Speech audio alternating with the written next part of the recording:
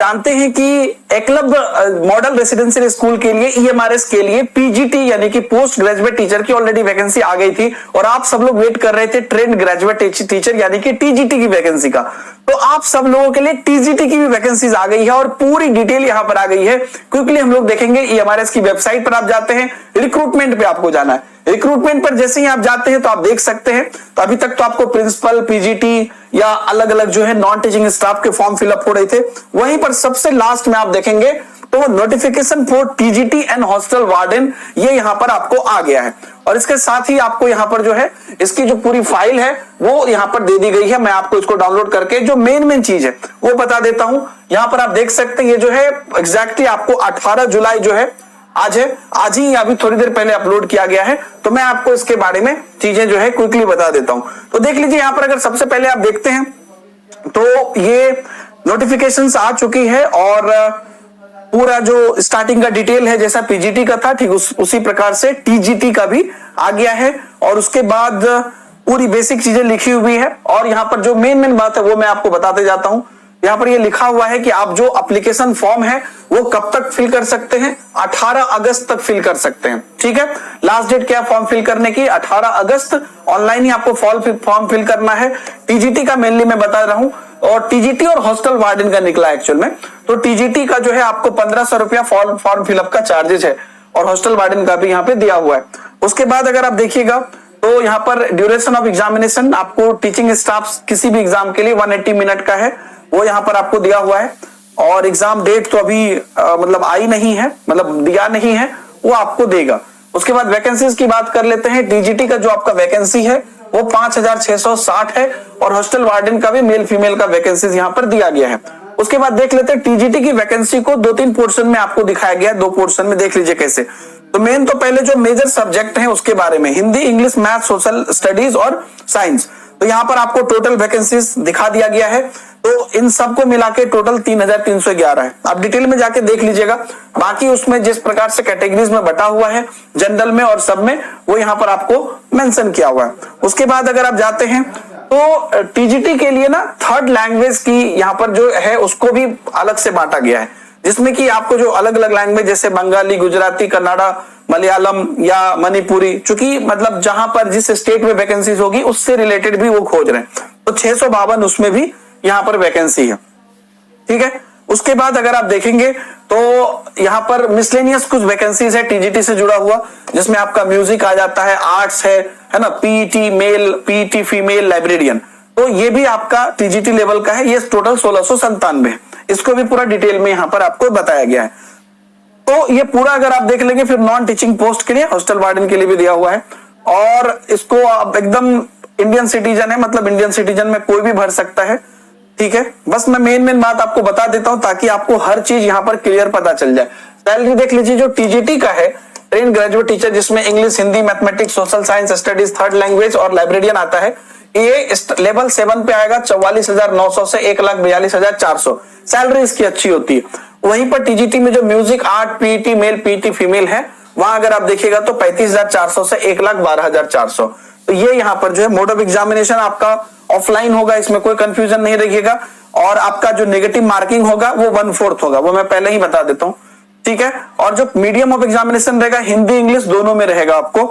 ठीक है, 120 क्वेश्चन आपको होंगे आपको एग्जाम के और लैंग्वेज कॉम्पिटेंसी के। यहाँ पर जो है 120 मार्क्स होंगे आपको एग्जाम के और 30 मार्क्स होंगे लैंग्वेज कॉम्पिटेंसी की। वो मैं आपको डिटेल में भी यहाँ पर दिखा देता हूँ कैसे 120 मार्क्स यहाँ पर हुआ है।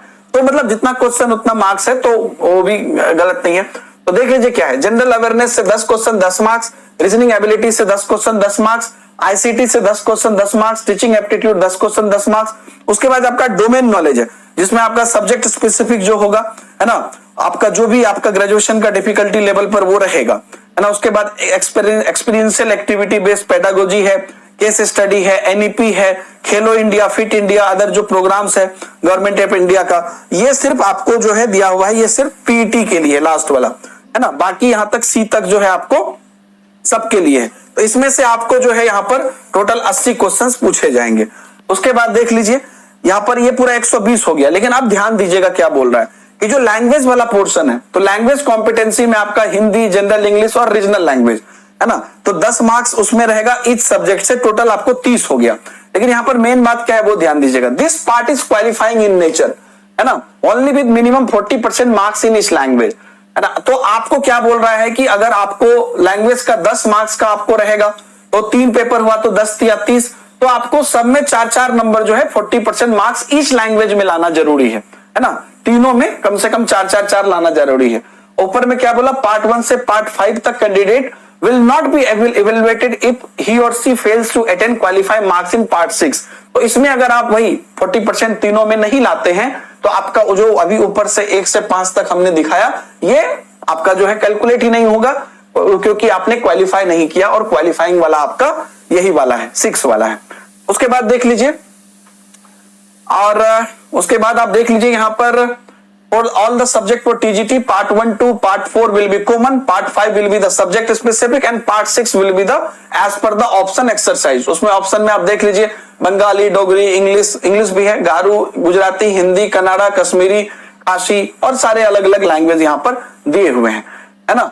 उसके बाद देख लीजिए आगे की जो इंपॉर्टेंट बात है, उसके बाद हॉस्टल वार्डन का यहां पर आ गया, और ठीक है, तो सिलेबस भी आपको आ जाएगा, अभी सिलेबस मैं दिखाता हूं, अभी जारी नहीं हुआ है, वो भी आपको आ जाएगा, फॉर्म भरना भी शुरू हो जाएगा, वो सारा लिंक, क्योंकि अभी थोड़ी देर पहले ही ये चीज वेबसाइट पर आई है, ठीक है। उसके बाद जो है आपको मैं दिखा देता हूं, एलिजिबिलिटी भी आप यहां पर देख सकते हैं। एज लिमिट जो है TGT English, Hindi, third language, mathematics, science और सोशल साइंस के लिए वो नॉट एक्सीडिंग 35 ईयर्स है, तो 35 ईयर्स आपका है। बाकी रिलैक्सेशन भी जैसे कैटेगरी के हिसाब से है, SC, ST, OBC के लिए जो गवर्नमेंट ऑफ इंडिया का है उस हिसाब से होगा, है ना। उसके बाद एसेंशियल क्वालिफिकेशन आप यहाँ पर पूरा डिटेल में दिया हुआ है, आप एक लमसम में ये बात समझ जाइए कि जो भी नॉर्मली आपका बैचलर डिग्री है अन सब्जेक्ट में, है ना, वो होना चाहिए, have studied requisite subject for at least 2 years. तो ये चीज यहां पर है कि आपके 3 साल के डिग्री में एटलीस्ट आप 2 साल पढ़े हो, ये एक मेजर चीज है। उसके बाद आपका जो अलग अलग जितना भी पोर्शन रहता है वो भी दिया हुआ है। अब जैसे यहां पर देख लीजिए कि बैचलर्स ऑनर्स डिग्री है इन अ कंसम्पशन, आपका वो ऑनर्स है ना, और उसको जो है आप जो है 2 साल पढ़े हैं कम से कम। उसके बाद देख लीजिए bachelor's degree from an recognised university institute in concern subject, the candidate should have studied the requisite subject in all 3 years of the degree course. तो अगर आपका एक नॉर्मल बैचलर डिग्री कोर्सेस है तो उसमें आपको जो है हर मतलब तीनों ही साल में पढ़ना है, लेकिन अगर आपका वो ऑनर्स डिग्री ही है उस सब्जेक्ट में तो आपका जो है वो 2 साल भी अगर आप पढ़े हैं तो चलेगा, समझ गए। तो ये बात यहां पर दिया हुआ है। उसी के बाद आपको यहां पर लिखा हुआ है कि पोस्ट वाइज जो इलेक्टिव सब्जेक्ट एंड लैंग्वेज है वो कॉम्बिनेशन आप समझ लीजिए कि अगर टीजीटी हिंदी है तो Hindi as a subject in all 3 years of degree courses की अगर बात करें, टीजीटी इंग्लिश है तो वो ऑल 3 साल में होना चाहिए, टीजीटी मैथमेटिक्स है तो उसके लिए पोर्शन है कि mathematics along with physics and any one of the following, है ना। Any one of the following में क्या क्या है, केमिस्ट्री, इलेक्ट्रॉनिक्स, कंप्यूटर साइंस या स्टैटिस्टिक्स। तो इसी प्रकार से आपको कॉम्बिनेशन यहां पर बनाया हुआ है। और अलग अलग प्रकार से अगर आप बीएससी किए हैं तो वो जो नॉर्मल रहता है ना, जो भी मान लीजिए कि botany, zoology and chemistry during all 3 studies किए हैं ग्रेजुएशन में, तो उनके लिए यहाँ पर जो है टीजीटी साइंस में बॉटनी, जूलॉजी या केमिस्ट्री वाले पोर्शन में आ जाएगा। तो वो पूरा सबका बाइफरकेशन अलग अलग यहाँ पर दिया हुआ है, वो आप यहाँ पे देख सकते हैं। उसके बाद तो आप जानते ही हैं कि आपको यहाँ पर जो है क्या कहते हैं, जितना क्या है, सीटेट अनिवार्य है, ये बात आप ध्यान रखिएगा, है ना। सीटेट अनिवार्य है और सीटेट आपका जो है पेपर 2 आपका होना चाहिए, क्योंकि टीजीटी है तो सीटेट पेपर 2 होना चाहिए और बीएड आपका क्वालिफाइड होना चाहिए, है ना। ये बात आप ध्यान में रखिएगा। और ये पूरा चीज जो है आपको यहाँ पर, है ना, ये तो हॉस्टल वार्डन का आ गया। तो यहाँ पर आप देख लीजिए ये लिखा हुआ भी है, इसका जो लास्ट वाला पोर्शन था देख लीजिए, for all TGT pass the central teacher eligibility test by the CBSE in accordance with the guidelines of NCT और बीएड डिग्री। तो ये पूरा हो गया। उसी प्रकार से आर्ट्स के लिए या फिजिकल एजुकेशन का जो है पोर्शन, उसके लिए सबके लिए आपको अलग अलग दिया हुआ है बेस्ड ऑन द थिंग्स, ठीक है। तो ये आपको बिल्कुल ध्यान रखना है और उस हिसाब से आपको करना है। और जो आपका रिलैक्सेशन है एज का, वो पोर्शन भी दिया हुआ है। ये रिलैक्सेशन जो भी गवर्नमेंट का रूल है उसके हिसाब से आपको यहाँ पर जो है ध्यान में रखना है।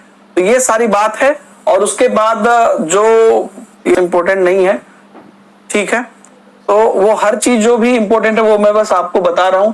तो यहीं पर आप मान के चलिए कि ये पूरी तरीके से जो है आपको ये सारी चीजें दी हुई है और इसी के बेसिस पर आपको अप्लाई करना है। बाकी एक बार इसको डाउनलोड करके आप ध्यान से चीजों को पढ़ लीजिए और बहुत सही तरीके से इस पर आपको जो है ना अप्लाई करना है। ध्यान से देख के एक एक चीज को आप ध्यान से देख लीजिएगा।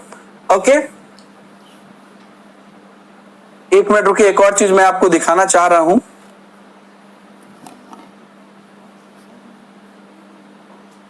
हाँ, the cut off date for determining various eligibility criteria. तो ये जो कट ऑफ डेट है यही मैं खोज रहा था, तो बहुत बड़ा डॉक्यूमेंट है ना। तो जो कट ऑफ डेट है वो रखा गया है 18 अगस्त 2023। मतलब बिफोर अप्लाइंग आपको ये ध्यान रखना है कि जो भी क्वालिफिकेशन आप दे रहे हैं, है ना, या जो भी चीज आप अपने बारे में बता रहे हैं, चाहे वो एज लिमिट है या क्वालिफिकेशन है, वो 18 अगस्त तक, मतलब आपको जो है वो कट ऑफ डेट है, उस डेट तक आपका वो एलिजिबल हो जाना चाहिए। ठीक है, तो यही मैं खोज रहा था। तो बाकी आप लोग जो है यहाँ पर जैसे ही आप वेबसाइट पे जाते हैं तो आपको अभी दिख रहा है notification for TGT and hostel warden. तो आपको ये आज रात में ही या कल तक ही आपको इसमें सिलेबस फॉर भी दिख जाएगा, सिलेबस फॉर टीजीटी, एंड ऐसे ही अप्लाई फॉर जैसे पीजीटी है वैसे ही अप्लाई फॉर टीजीटी भी आपको दिख जाएगा और आप लोग उसके बाद जो है अप्लाई कर सकते हैं। तो एक बार जाके अच्छे से अपना पूरा एलिजिबिलिटी देख लीजिए और टीजीटी में एक बेहतरीन मौका है इसी का